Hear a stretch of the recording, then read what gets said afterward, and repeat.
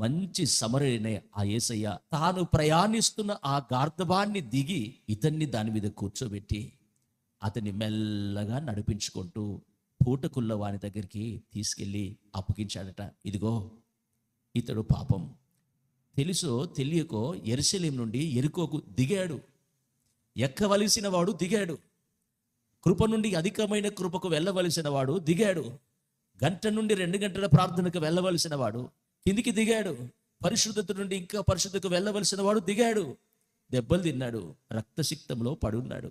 అయినా నేను కనికరించాను, అతన్ని చేర్చుకున్నాను, ఒక కోటగా నిలబడ్డాను.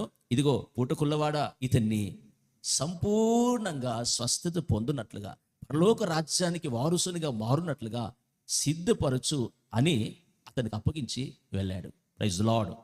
వాక్యం ఇట్టిన దేవుని బిడ్డ, ఒకవేళ ఒక ఉన్నతమైన ప్రార్థన, ఆత్మీయ పరిశుద్ధ జీవితాన్ని జీవించి దైవజనులకే ఒక సహకారిగా ఉంటూ, ఒక కుడిభుజములాగా ఉంటూ, ఎందుకో లోకం అనే ఎరుకోని చూసి ఆకర్షితుడవై తెలిసి తెలిసి దిగజారిపోయి దొంగల చేతిలో పడిపోయి ఉన్నావా?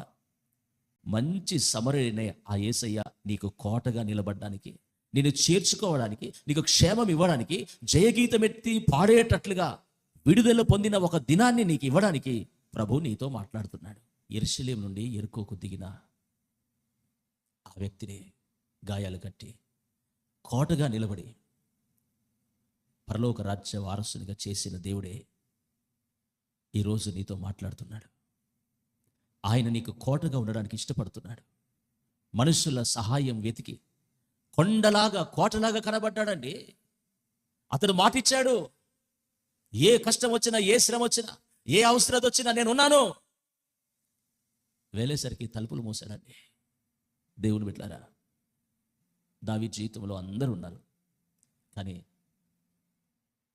అనుభవముతో దావీదు చెప్పే మాట, ఈరోజు విడుదల దినం నాకు అనుగ్రహించబడి విడుదల పొందిన దినమును ఎలుగెత్తి స్తుతించి పాడుతున్నాను. కారణం ఏంటంటే, నా బ్రతుకులో నేను కోటగా చేసుకున్నది నా వారిని కాదు, నా బలాన్ని కాదు, నా శక్తిని, నా జ్ఞానాన్ని, నా తెలివిని కాదు, కానీ నా కొరకు ప్రాణం పెట్టిన యేసయ్యని నేను కోటగా చేసుకున్నాను.